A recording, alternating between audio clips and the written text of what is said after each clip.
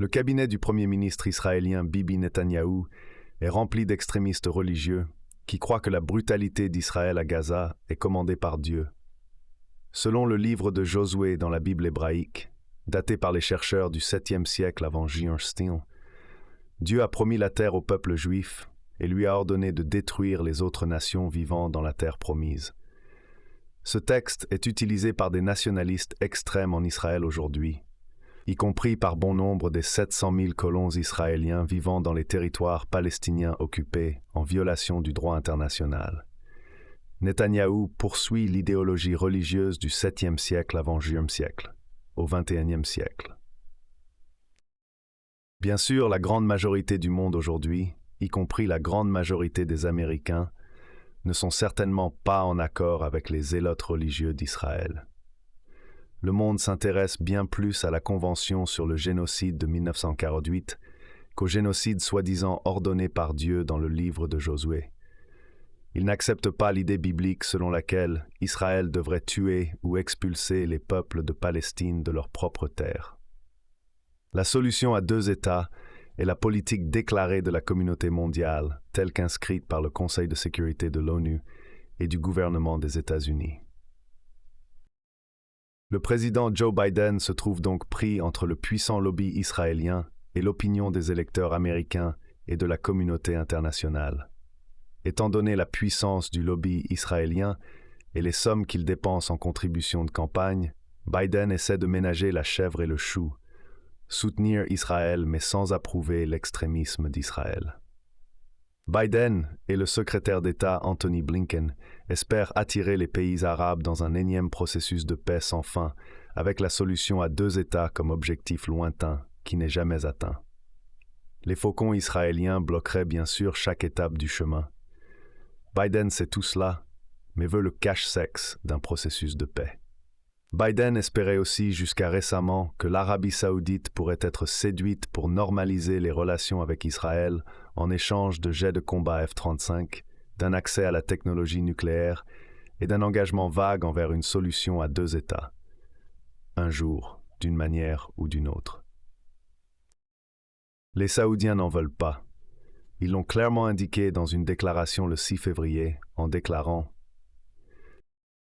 Le Royaume appelle à la levée du siège sur le peuple de Gaza, l'évacuation des victimes civiles, l'engagement envers les lois et normes internationales et le droit humanitaire international, et à faire avancer le processus de paix conformément aux résolutions du Conseil de sécurité et des Nations unies, et l'initiative de paix arabe, qui vise à trouver une solution juste et complète et établir un État palestinien indépendant basé sur les frontières de 1967, avec Jérusalem-Est comme capitale. » Sur le plan intérieur, Biden est confronté à l'AIPAC, le Comité américain pour les affaires publiques d'Israël, au nom trompeusement inoffensif, l'organisation principale du lobby israélien. Le succès de longue date de l'AIPAC est de transformer des millions de dollars de contributions de campagne en milliards de dollars d'aide américaine à Israël, un retour sur investissement étonnamment élevé.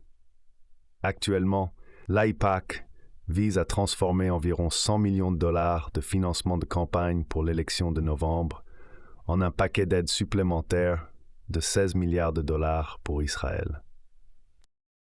Jusqu'à présent, Biden suit la ligne de l'AIPAC, même s'il perd des électeurs plus jeunes. Dans un sondage économiste YouGov du 21 au 23 janvier, 49% des personnes âgées de 19 à 29 ans ont déclaré qu'Israël commettait un génocide contre les civils palestiniens. Seulement 22% ont dit que dans le conflit israélo-palestinien, leurs sympathies vont à Israël, contre 30% pour la Palestine. Et les 48% restants sont à peu près égaux ou incertains. Seulement 21% étaient d'accord pour augmenter l'aide militaire à Israël. Israël a complètement aliéné les jeunes Américains. Alors que Biden a appelé à la paix basée sur la solution à deux États et à une réduction de la violence à Gaza, Netanyahou a ouvertement ignoré Biden, provoquant Biden à traiter Netanyahou d'imbécile à plusieurs reprises. Pourtant, c'est Netanyahou et non Biden qui continue de mener la danse à Washington. Alors que Biden et Blinken se tordent les mains face à la violence extrême d'Israël, Netanyahou obtient les bombes américaines et même le soutien total de Biden pour les 16 milliards de dollars sans ligne rouge américaine. Pour voir l'absurdité et la tragédie de la situation, considérez la déclaration de Blinken à Tel Aviv le 7 février. Plutôt que de mettre des limites à la violence d'Israël, rendue possible par les États-Unis, Blinken a déclaré que cela dépendra des Israéliens de décider ce qu'ils veulent faire, quand ils veulent le faire, comment ils veulent le faire. Personne ne va prendre ces décisions à leur place. Tout ce que nous pouvons faire, c'est de montrer quelles sont les possibilités, quelles sont les options, ce que pourrait être l'avenir, et le comparer à l'alternative.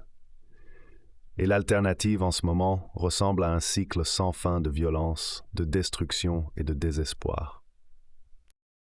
Plus tard dans la journée, les États-Unis vont probablement opposer leur veto à la résolution algérienne proposée au Conseil de sécurité de l'ONU, qui appelle à un cessez-le-feu immédiat. Biden a présenté une alternative faible, appelant à un cessez-le-feu dès que possible, quelle que soit la signification de cela. En pratique, cela signifierait sûrement aussi qu'Israël déclarerait simplement un cessez-le-feu impraticable. Biden doit reprendre la politique américaine des mains du lobby israélien. Les États-Unis devraient cesser de soutenir les politiques extrémistes et totalement illégales d'Israël. Les États-Unis ne devraient plus non plus dépenser de fonds pour Israël à moins et jusqu'à ce qu'Israël respecte le droit international, y compris la Convention sur le génocide et l'éthique du XXIe siècle.